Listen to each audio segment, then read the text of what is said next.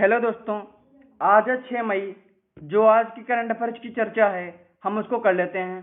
उससे पहले मैं आपको बता दूं, यदि आप हमारे social media account Twitter, Facebook, Instagram से जुड़ना चाहते हैं तो आप जुड़ सकते हैं बाय सर्चिंग सौरभ पांडे। तो आइए टॉपिक की शुरुआत करते हैं।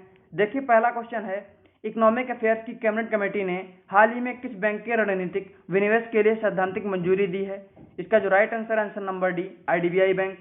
देखिए, हाल ही में केंद्र सरकार की इकोनॉमिक अफेयर्स की कैबिनेट कमेटी ने हाल ही में IDBI बैंक के रणनीतिक विनिवेश के लिए सैद्धांतिक मंजूरी दी है, जिसके तहत इस बैंक के मैनेजमेंट कंट्रोल भी ट्रांसफर किया जाएगा। इस समय बैंक की 94 से ज्यादा हिस्सेदारी सरकार और LIC के पास है। जल्द ही LIC के पास इस बैंक का मैनेजमेंट कंट्रोल भी होगा। अगला क्वेश्चन, ममता बनर्जी ने हाल ही में कौन सी बार बंगाल की मुख्यमंत्री का पदभार संभाला है? इसका जो राइट आंसर है आंसर नंबर सी, तीसरी बार।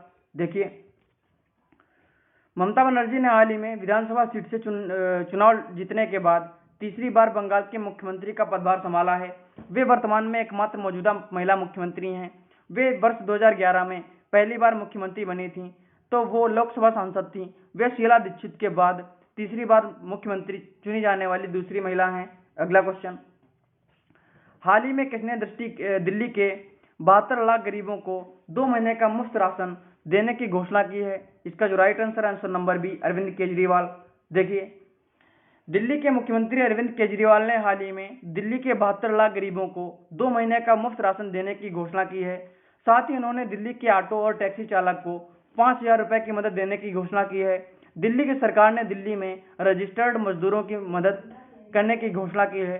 अगला क्वेश्चन, भारत के किस लड़ाकू विमान को बनाने में अहम भूमिका निभाने वाले डॉक्टर मानस बिहारी वर्मा का हाल ही में निधन हो गया? इसका जो राइट आंसर है आंसर नंबर बी, तेजस।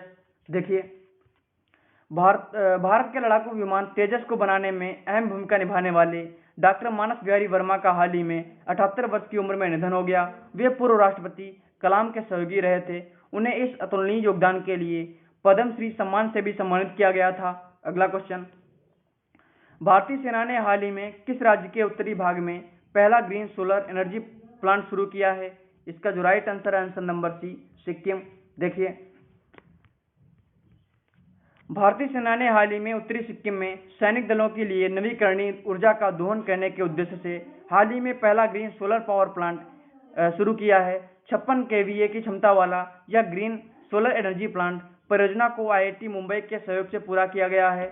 अगला क्वेश्चन, RBI ने हाल ही में कोरोना काल में इमरजेंसी हेल्थ सेवाओं को पूरा करने के लिए कितने करोड़ का लोन देने की घोषणा की है? इसका जो राइट आंसर है आंसर नंबर डी, 50,000 करोड़। देखिए, भारतीय रिजर्व बैंक ने हाल ही में देश में कोरोना काल में इमरजेंसी हेल्थ सेवाओं को पूरा करने के लिए 50,000 करोड़ का लोन देने की घोषणा की है।